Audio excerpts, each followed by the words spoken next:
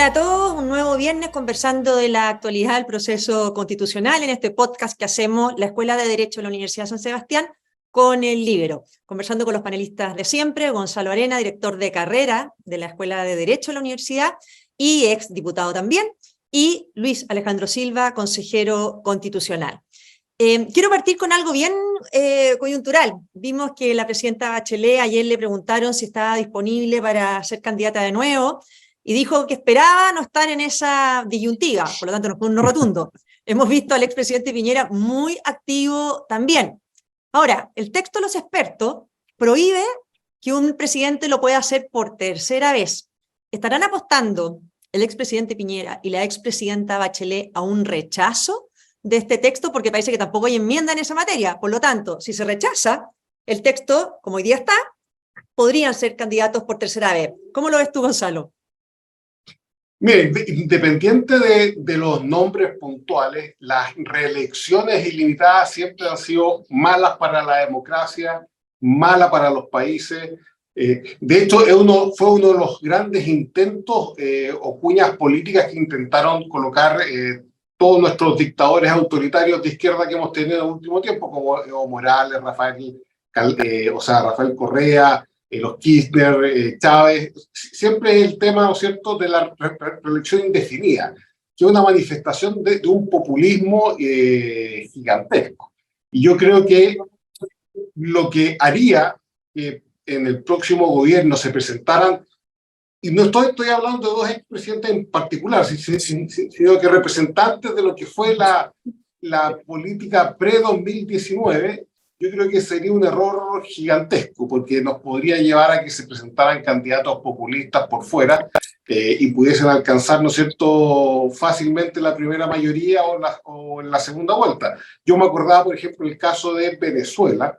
En Venezuela trataron de paralizar un poco el fenómeno de Hugo Chávez con esta misma estrategia, porque llevaron de candidato el presidente anterior a Hugo Chávez, hay que recordarlo, fue un señor que se llamaba Rafael Caldera, que ya había sido presidente de Venezuela, que era un gran político venezolano, incluso a nivel internacional, era reconocido como uno de los grandes líderes de la democracia cristiana, ¿ah? Un tipo muy capaz, muy preparado, una leyenda de la política venezolana.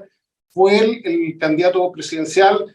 Hugo Chávez no pudo ser candidato porque estaba preso, porque había intentado hacer un golpe de Estado, y pensaron que llevando a Caldera se iba a solucionar y iban a retomar nuevamente el camino del orden de la institucionalidad. ¿Y qué ocurrió? El presidente que siguió fue Chávez, ¿ah? Y arrasó. Entonces yo creo que la mejor forma de evitar los populismos más extremos es que la propia política normal, esta que cree en la democracia liberal, se reactualice con liderazgos nuevos que puedan prometer más cosas, que yo creo que además es el mensaje que nos dio la elección de Gabriel Boric. Así es, que se autocontrolen básicamente independiente de las normas constitucionales. Luis Alejandro, esta semana también se conoció el fallo de la Corte Suprema que les dio la razón, en un fallo en realidad bastante obvio, de que se puede agregar un capítulo de defensa nacional como lo han planteado y separar y poner a la Fuerza Armada en un capítulo aparte, como era una pelea muy sentida, ¿no es cierto?, en general tanto de republicanos como de Chile Vamos, un aspecto importante. Pero uno ve, y hoy día uno lee, por ejemplo, las declaraciones del consejero del Partido Comunista, Viveros, en que en el fondo lo que ellos dicen es que si aquí no es todo por unanimidad, ellos van a rechazar. O sea, no están dispuestos a que aquí opere la mayoría en alguna votación, en ninguna votación. O sea, cada vez que ustedes ganen algo, ellos van a constituir el caso para rechazar. ¿Cómo están lidiando ustedes con esa estrategia? Lo primero es unas breves palabras respecto del fallo. A mí no me sorprendió nada que fuera un 5-0, porque la verdad es que desde el punto de vista de técnica legislativa, la creación de nuevos capítulos era algo que caía por su propio peso. Todos entendimos, o por lo menos para mí fue muy claro desde el principio, cuando decidieron ir a la Corte Suprema, incluso cuando advirtieron que podían ir a la Corte Suprema, que era vamos a decirlo así, algo que tenían que hacer, pero en lo que tampoco tenían mucha fe. Era algo que tenían que mostrar que lo estaban haciendo. Me consta que tampoco había unanimidad, vamos a decirlo así, afectiva en el bloque del oficialismo respecto de esta movida, que era un poco una bofetada de payaso, ¿cierto? Así que ahora queda abierto a la discusión, aunque fue una unidad de propósito el presentar un capítulo juntos, toda la derecha de Defensa Nacional, la creación de estos capítulos y obviamente el contenido de estos capítulos. Y respecto de las declaraciones de Fernando Vivero, bueno, en primer lugar hay que recordar que aquí el Partido Comunista tiene dos consejeros, ¿no? Fernando Viveros y Karen Araya. Eso es todo lo que tienen.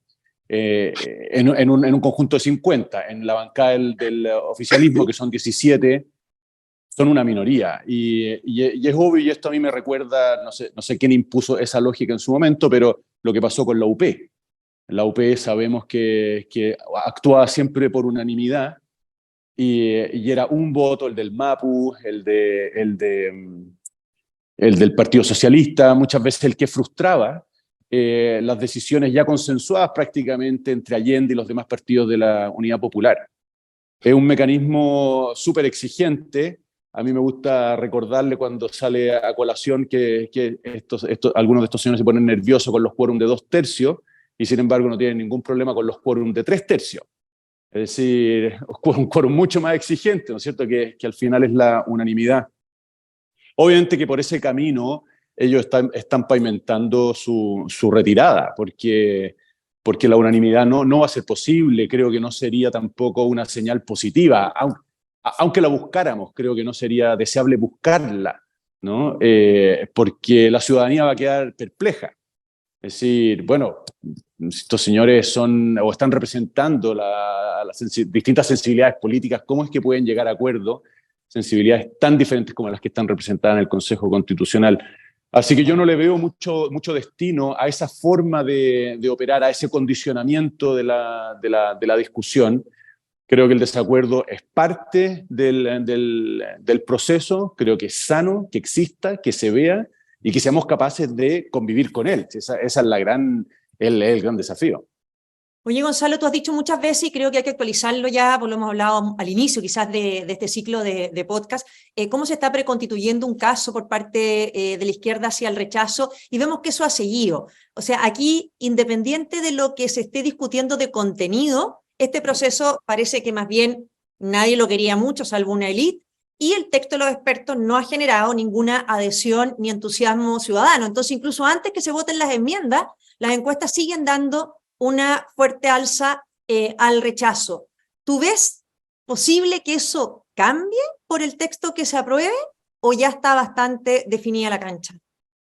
Bueno, es difícil que cambie tan radicalmente una tendencia que lleva muchos meses, sobre todo porque todavía no ha salido gente a hablar expresamente que va a rechazar, o sea, de los que están en la convención. Pero yo creo que cuando aparezcan ya esas decisiones finales de convencionales, sobre todo de la izquierda, yo creo que se van a restar todos, ¿ah? El gobierno también se va a restar, y por lo tanto se va a poner más difícil todavía el apruebo, porque van a tratar de hacer la caricatura que esto fue la convención 1, pero al revés. Y que por lo tanto aquí se trata de imponer un cierto tipo de sociedad o de constitución que no refleja las grandes mayorías, etc. Y yo creo que ese va a ser un desafío gigantesco, sobre todo para republicanos, de tratar de convencer a todo el sector y al centro también de que esta es una propuesta mejor a la que está y que no es una constitución de trinchera. Entonces, yo creo que ahí, bueno, Luis Alejandro tienen, y todos los convencionales de republicanos tienen un desafío gigantesco, que es tener esa habilidad política de mostrar que realmente es un texto convocante. Y yo creo que es difícil, se puede aprobar, por supuesto, porque las elecciones nunca están definidas 100% antes, pero yo creo que va a ser un desafío mayor tanto para republicanos como para toda la institucionalidad política también, porque significa no solamente que se rechace el texto, sino que además la lectura, esto de que necesitábamos un segundo proceso, se equivocaron todos, excepto los republicanos que no participaron en ese segundo acuerdo, pero yo creo que nos coloca desafíos políticos como país que son bien difíciles de solucionar, y lo que ocurre es que van enredando aún más una posible salida convocante y democrática amplia en este proceso revolucionario que comenzó en 2019. Oye, Luis Alejandro, en relación a lo que plantea Gonzalo, y poniéndolo en concreto, si se rechaza el texto a fin de año, rige la Constitución actual, ¿no es cierto? Cosa que ni a Republicanos ni a Chile Vamos le complica. Pero con las reformas que se han ido haciendo, esa Constitución hoy día se puede reformar con un quórum bastante bajo. Uno podría decir que si se rechaza el texto que están ustedes trabajando, o el texto de los expertos, etcétera, regiría la Constitución actual y validada incluso, quizás por algunos, por un plebiscito, porque ya en el fondo la gente eligió quedarse con la actual, con este quórum bajo de reforma. ¿Cómo ves tú ese escenario? Porque yo hoy día leí, con todo el cariño y respeto que le tengo a Arturo Fontaine, que era poco menos que si fracasa este proceso, fracasa Chile. No creo. No es así. No creo que con esto fracase Chile, ni mucho menos. Pero obviamente nos quedamos con un proceso, como dice Gonzalo, en que al parecer este segundo proceso nadie lo quería, por lo tanto, quienes nos metieron en esto tienen una cuota de responsabilidad grande, y al mismo tiempo nos quedamos sin zanjar este debate constitucional con una constitución que el 70% dijo en el primer plebiscito, años atrás, que quería cambiarlo. Hay varias cosas involucradas en la pregunta y por lo tanto en la respuesta. Lo primero, hay un argumento dando vuelta para invitar a aprobar, que yo personalmente no comparto, y porque personalmente también yo mantengo el juicio sobre si votar a favor o en contra suspendido hasta tener el texto que se va a plebiscitar ante mis ojos. Pero que es la idea de que si se rechaza este proyecto, el Congreso, dado los quórums bajos que tú señalas que hoy día la Constitución tiene para ser reformada, podría hacer una Constitución a la medida del gobierno de Boric o de las sensibilidades de izquierda, o si se quiere, aprobar el anteproyecto completo, ¿no? Que varios ya han dicho que sería una muy buena constitución, por lo menos para salir del paso. Yo soy tremendamente escéptico de una posibilidad como esa. Teóricamente, obvio, existe, ¿no? El quórum es de 4/7 hoy día para reformar la Constitución, pero dudo que el Congreso pueda ponerse de acuerdo para, uno, reemplazar la Constitución existente por el anteproyecto u otro proyecto que pudiera elaborarse. Dos, reformar la Constitución para incorporar en ella, entre comillas, las grandes reformas que estarían pendientes, si no han sido capaces de alinearlos desde el gobierno, ¿no? Y la oposición sabemos que es mucho más fácil de articular porque es oposición. Yo no veo ni una posibilidad de que el Congreso pueda realmente. Así que esa es una primera idea. Y la segunda, perdona Marcela, la pregunta, sobre qué vamos a hacer, ¿no? Mira, ahí hay una cuestión interesante. El joven eres tú en este grupo, así que no se te pueden estar olvidando los temas. No, sí. Estoy muy mal, créanme. No, pero es una discusión interesante a propósito de los quórums que estamos teniendo en el proyecto que estamos trabajando. El otro día salió Walker diciendo que si se mantenía el quórum de 2/3 que estamos proponiendo los republicanos en una enmienda, él votaba rechazo. Y ahí hay una discusión interesante. Hoy día el quórum que está en el anteproyecto es de 3/5, pero parejo, a diferencia de lo que era la Constitución vigente, que distinguía según materia. Cosa que es bien interesante, yo no quiero dar la lata técnica, pero es bien interesante porque una de las cosas que explica lo largo que está quedando el anteproyecto es el matar las leyes de quórum calificado o los distintos quórums de reforma constitucional según las materias. Y al final, porque al final eso se traduce en que todo lo que te importa quieres que quede en la Constitución porque es donde cuenta con el quórum más protegido, ¿no? Claro. Y tú no quieres soltar a las mayorías circunstanciales, idea o expresión que se ha instalado, cuestiones que son tan importantes para la vida democrática de Chile. Pero claro, también... Sí, dime. Perdona. No, mira, también para tocar otro tema que es bien concreto, porque hemos hablado mucho de las enmiendas de Chile Vamos y Republicano. Yo quiero, a modo de ejercicio, también para que se informe la gente, enunciarles algunas de las enmiendas que ha planteado la izquierda al anteproyecto, al borrador de los expertos, en que, habiendo estado yo en la convención, me llama muchísimo la atención, porque esas enmiendas sí que son revivir normas ya rechazadas por la gente en el plebiscito. Entonces, el hecho que las planteen, claro, no tienen votos para aprobarlas, pero en esto creen. O sea, en esto creen, en estas normas que quieren repetir una y otra vez. Yo les voy a enunciar algunas que seleccioné para que ustedes me comenten las que ustedes elijan. Por ejemplo, se propone, igual que el texto rechazado, que se conceda la nacionalidad chilena automática a hijos de extranjeros transeúntes, es decir, aquellos que ingresaron ilegalmente al país podrían ser chilenos. Se agrega un artículo que también que la función jurisdiccional se considere las desventajas estructurales que sufren ciertos grupos en situación de vulnerabilidad con perspectiva intercultural y enfoque de género. O sea, ya que los tribunales no fallen conforme a derecho, sino que además tengan que incorporar todas estas perspectivas interculturales y de género. Se establece que la democracia es paritaria, y de ahí, por lo tanto, todo tiene que ser paritario, y si tú no crees en esa democracia paritaria, supuestamente no eres demócrata.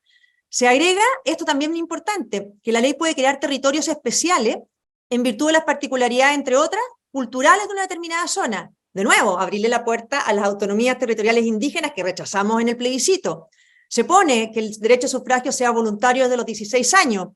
Se pone que un consejo de medios vaya a encargarse del correcto funcionamiento de los medios de comunicación. ¿Qué es eso? ¿Qué es lo que es correcto funcionamiento?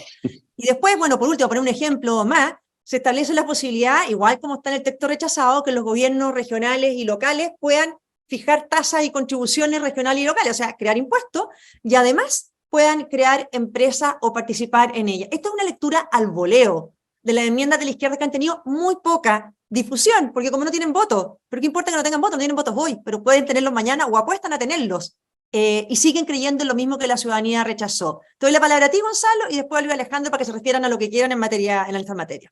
Gonzalo. Sí, ese es quizá uno de los descubrimientos más dramáticos que hemos hecho en el último tiempo, porque todos nos confiamos en que todas estas ideas medias sui generis constitucionales eran efecto de la tía Pikachu, del dinosaurio azul, y que por lo tanto la racionalidad, ¿no es cierto?, jamás iba a apoyar este tipo de normas. Y ahora vemos que en realidad el centro duro de lo que era la propuesta de la primera constitución, del proyecto constitucional, es realmente la columna vertebral de lo que quieren las fuerzas que hoy día están en el gobierno. O sea, no fue una arrancada de tarros, no fue un ejercicio circense simplemente, sino que las ideas están, permanecen, y eso demuestra una muy poca capacidad de poder llegar a acuerdos constitucionales sensatos, porque todas las normas que tú has dicho, Marcela, se escapan absolutamente de lo que es la tradición constitucional chilena. Entonces, yo creo que eso es signo de una división mucho más profunda de lo que hoy día podemos pensar y de lo que hoy día se ve en la Convención Constituyente, porque hoy día, claro, se han puesto muy de acuerdo en no hacer un espectáculo como en la primera, pero el gran tema de fondo sigue, y es el mismo que hubo en la primera discusión. Exactamente, si el tema no es solamente el espectáculo, si aprobaran estas normas incluso con chaqueta y corbata sería gravísimo, ¿no es cierto? No tienen para qué hacer el show. Luis Alejandro, ¿cómo ves tú estas enmiendas que se han conocido poco, pero demuestran esto que por lo demás fueron muy sinceros después de perder el plebiscito, cuando dijeron que no renunciamos un ápice a nuestra convicción y que el problema fue que fuimos demasiado rápido y el pueblo demasiado lento? Pese a las enmiendas que tú leíste, Marcela, hay que recordar, por si alguien lo ha olvidado, o decir, por si no lo saben, que la izquierda presentó, relativamente hablando, pocas enmiendas. Es decir, estas que tú has leído, ¿no es cierto?, ocupan un porcentaje de un reducido número de enmiendas, porque los incentivos que hoy día, ¿no?, la izquierda tenía para proponer enmiendas son bajos. Si tienen 17 votos de 50, las normas se aprueban por 3/5, es decir, con 30 votos estamos listos, ¿no? Y están todos en la derecha, que tiene 33. Por lo tanto, son muy pocas, fue muy sobria, entre comillas, ¿no?, la izquierda. Es decir, ¿por qué digo esto? Porque cabe imaginarse qué es lo que habría pasado en términos del contenido de las enmiendas o el número de las enmiendas que la izquierda hubiese presentado, de haber tenido capacidad para negociar, ¿no? Capacidad en términos de voto, ¿cierto? Eso es lo primero que quería decir. Y segundo, quería detenerme muy brevemente en la enmienda de la democracia paritaria, que se va a discutir. De hecho, creo que se discute hoy día. Probablemente me esté perdiendo la discusión en este minuto en la comisión. Yo soy partidario de no ponerle apellidos a la democracia, y menos en la Constitución. ¿Por qué? Porque cada vez que tú adjetivas la democracia, restringe su alcance. Es decir, el término democracia a solas es más amplio, es más habilitante que democracia paritaria, ¿no? Al ponerle un apellido, tú restringes su alcance. Y esa es para mí una razón fundamental y de principio para no apoyar una enmienda como esta, ¿no? Y por otra parte, obviamente está el significado de este adjetivo, es decir, qué significa que sea paritaria, ¿no? Y sabemos que es una bandera que la acomoda mucho más hoy día a la izquierda y que normalmente es utilizada al final para crear mecanismos que permitan tomar decisiones o copar instancias de toma de decisiones que no sean proporcionales a las fuerzas políticas, ¿no? Al final es una discusión muy parecida a la que se tiene desde mi punto de vista con los escaños reservados, ¿no? Y con esto termino. Que también es una de las enmiendas, hay que decirlo, ¿no? El reservar escaños a los pueblos originarios. Para mí ese tipo de medidas al final se utilizan muy hábilmente para participar en instancias de toma de decisión con una sobrerepresentación. Es decir, con desproporción en relación a la representación que tienen de la ciudadanía. Eso es mi comentario.